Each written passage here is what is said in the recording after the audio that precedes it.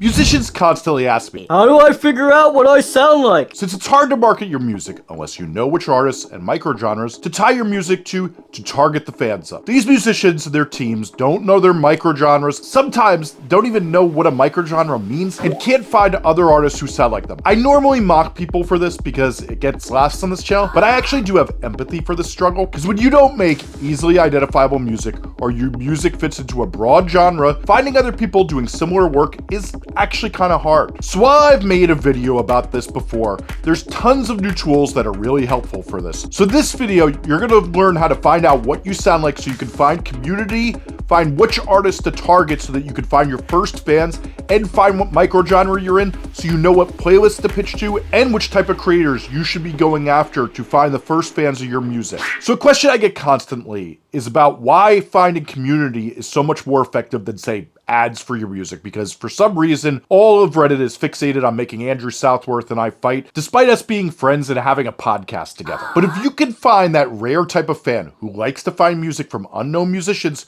you can build your fan base much faster. But you can't do this without knowing how music nerds would describe your music so you can find where they hang out online and target them. In my research, where I've dissected hundreds of the most viral acts that have blown up in recent years, what we keep seeing over and over again is those artists know the community that will lift them up and how to target them. And if you haven't watched my video on finding community, many people say it's one of my most important videos and it's linked in the description below. But finding those smaller artists in your genre and targeting them, as I described in that video, is how you effectively build a fan base that actually scales without you having to keep putting money into it over and over and over again for ads and other things that really just don't work that well. If you don't know the other smaller acts in your genre or microgenre, it's just not easy to find ways to grow. And this is often one of the #1 reasons that it isn't working for an artist. And once we fix this, they're starting to grow way faster. Now, the biggest obstacle to finding what you sound like is objectivity. We've all talked to musicians who are delusional about what they sound like. They say,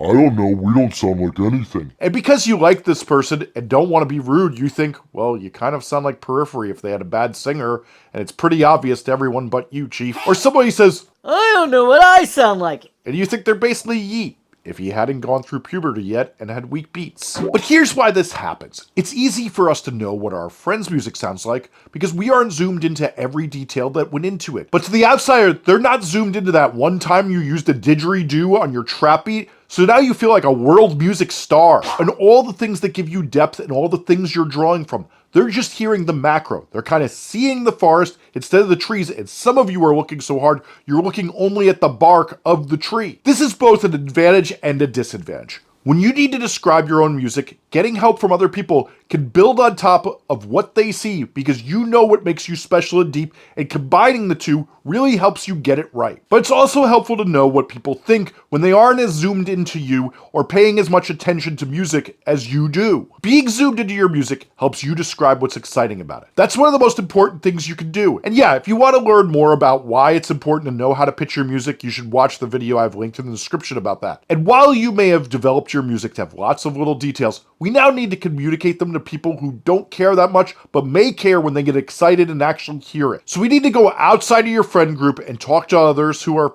let's be honest, not always so kind on the internet, and make sure you're not making a fool of yourself when you describe your music in the terms that only make sense to you. And yes, it's okay to not be good at this at first. You haven't studied yet, which is why you're watching this video. So where on earth do you go to get help? Well, luckily we have this thing called the internet. So one of the first things you could do if you know you're kind of like generally R&B is you can make a TikTok, a reel, or a YouTube short and say, I honestly have no idea what I sound like.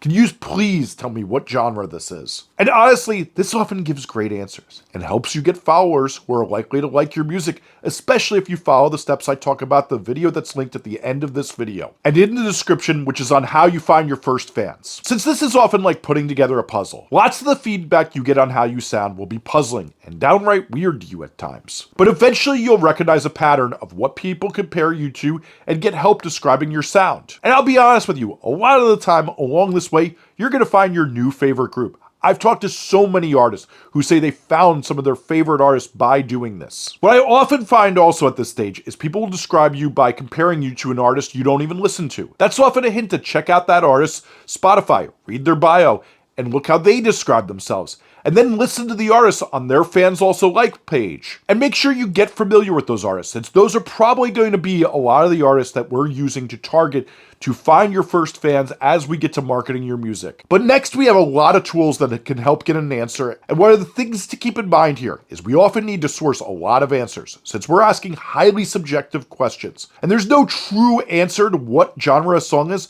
but it's what the consensus is among a lot of people. And when we know how most people are going to react to a certain song, it makes it a lot easier to figure this out. So the first place we're going to go is this free website, Music Stacks. And you can look up some of those artists you've already found and sometimes see what genre they are on that site. But what you can also see is if you click on any of their songs, and if you find you sound like a particular one of their songs, you can see a whole list at the bottom that the algorithm finds to be a little bit similar to these songs.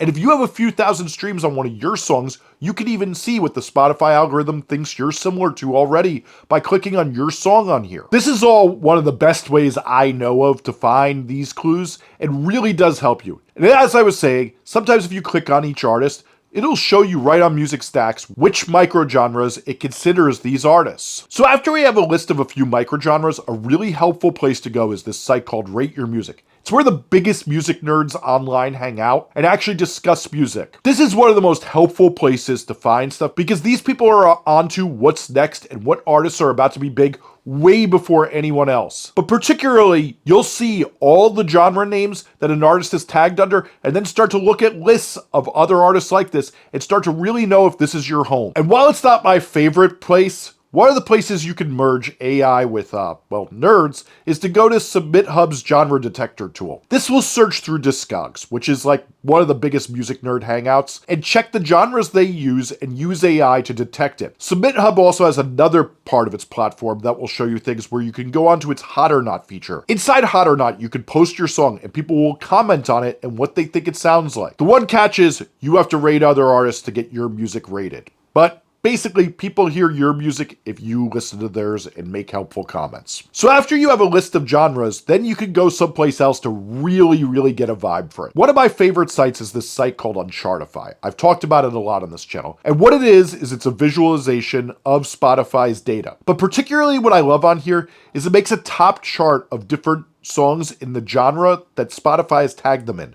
So you have all these hundreds of microgenres inside Spotify, and you can see the top songs of each genre inside it and really get to listen to those songs and see if this is really your microgenre. This will also be really helpful for other marketing we will talk about in other videos. After you've gotten all that feedback, hit Reddit, where nearly every genre has a subreddit and a weekly thread where you can post your music to get feedback.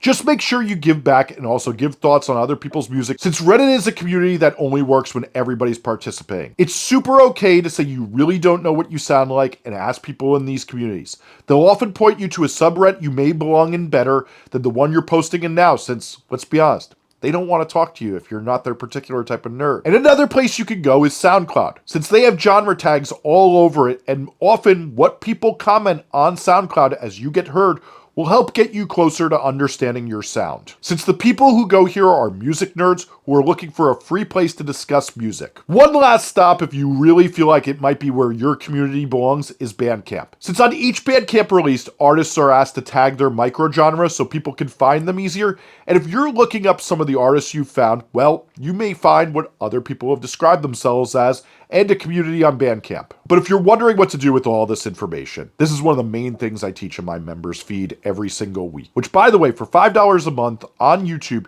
you can get over 6 hours of new videos every month, as well as my back catalog of over 110 videos where I explain the latest social media trends, answer your questions, and I give you cheat codes for how to blow up in your genre faster than other artists, and dissect how the biggest artists in the world are blowing up from 0 fans to now making their dreams come true with the latest music promotion methods. And once a month I listen to any songs my members submit of their music that they want me to listen to, so you should really tap in there, and there's a link in the description to do that. After this, you've hopefully found a bunch of microgenre artists that you can start targeting for your music and continue down this rabbit hole. Then it's important to go back to SoundCloud or Reddit and search out where the artists and microgenre genres you found along the way are discussed. Become an avid member of all these communities, since that's where you're going to make connections to other artists you collaborate with and do cool things with. Search out Discords and see if there's places people are chatting about this stuff and showing how they're making their music better. There's tons of cool microgenre music producer Discords. But if you're wondering what the next step is, I made a video on how to take this information and find your first 1,000 fans, which is on the video on the screen right now. So make sure you watch that next if you really want to level up. Thanks for watching.